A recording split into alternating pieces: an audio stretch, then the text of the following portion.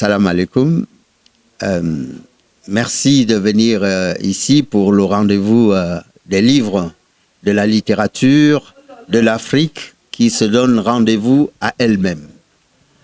Ici à Marrakech, on est habitué à accueillir le monde qui vient de partout. Mais on n'est pas toujours habitué à recevoir une Afrique qui vient avec ses trésors. Ces trésors, c'est son imaginaire. Et ces trésors-là ont voyagé, ont gagné le monde. Et souvent, restent ailleurs et ne viennent pas en Afrique. C'est un peu le cas de mon livre, puisque je l'ai écrit à l'étranger.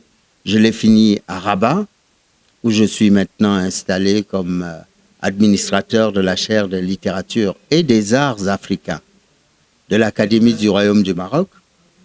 Eh bien, ce roman que j'ai commencé en France et fini au Maroc, il est maintenant disponible dans les librairies et je suis très heureux que la librairie Châtres soit la première qui m'ouvre ses portes. Et en m'ouvrant ses portes, c'est pour que ce livre atteigne le lecteur.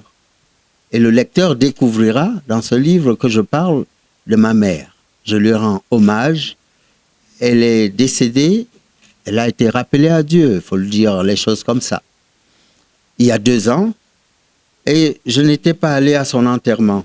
Alors, pendant longtemps, j'ai quand même eu du remords en me disant mes frères, mes sœurs, mes tantes, mes oncles, enfin tous ceux qui sont restés au Cameroun, auraient bien voulu me voir avec eux pour que la chaîne de solidarité soit au chevet de ma mère qui était couchée.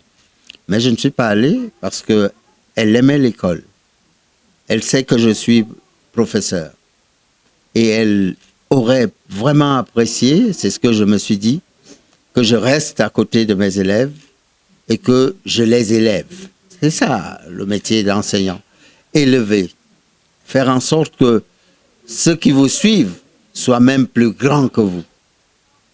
Et c'est pour ça que je suis resté à côté d'eux. Mais il y avait un remords, un sentiment que quelque chose ne pouvait pas être laissé de côté. Alors j'ai, un jour, le premier anniversaire de la mort de maman, le 4 septembre, j'ai pris la décision d'écrire. D'écrire son histoire, comme pour la remettre debout. Et la revoir, m'accompagner, l'entendre, l'écouter et parfois ne pas être d'accord avec elle. Mais ce livre n'est pas celui des désaccords. Il est celui des accords et celui des remerciements, de la gratitude qu'un enfant exprime à l'endroit de sa maman, à l'endroit de ses mamans. Parce que en Afrique, on a toujours plusieurs mamans.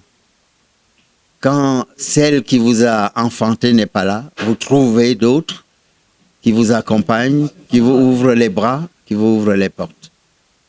À mon tour donc de célébrer ces mamans-là, pas seulement la mienne, mais toutes les mamans africaines.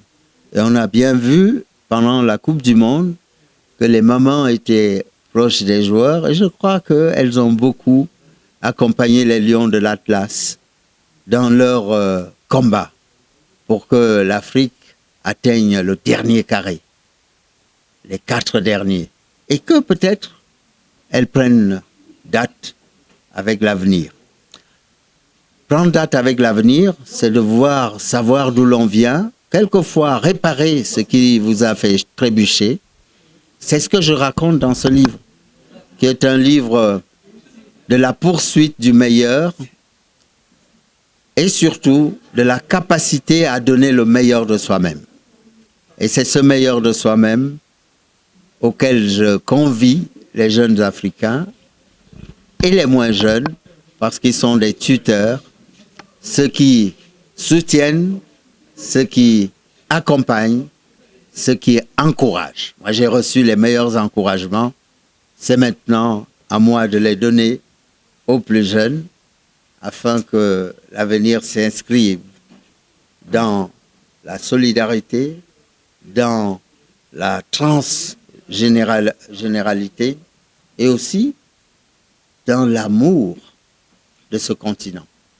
Et le Maroc nous montre que pour avoir cet amour-là, comme le dit souvent Sa Majesté le roi Mohamed VI, que Dieu l'assiste, la culture, c'est le moteur de tout.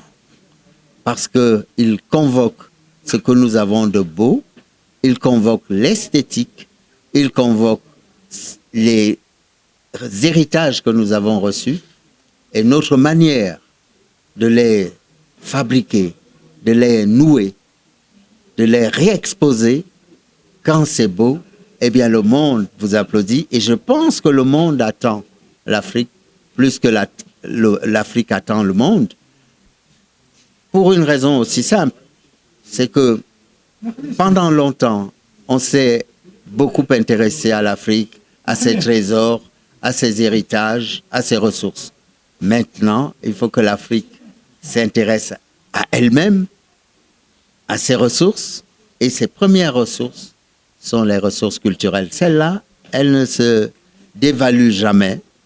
Elles sont toujours une source inépuisable d'enrichissement.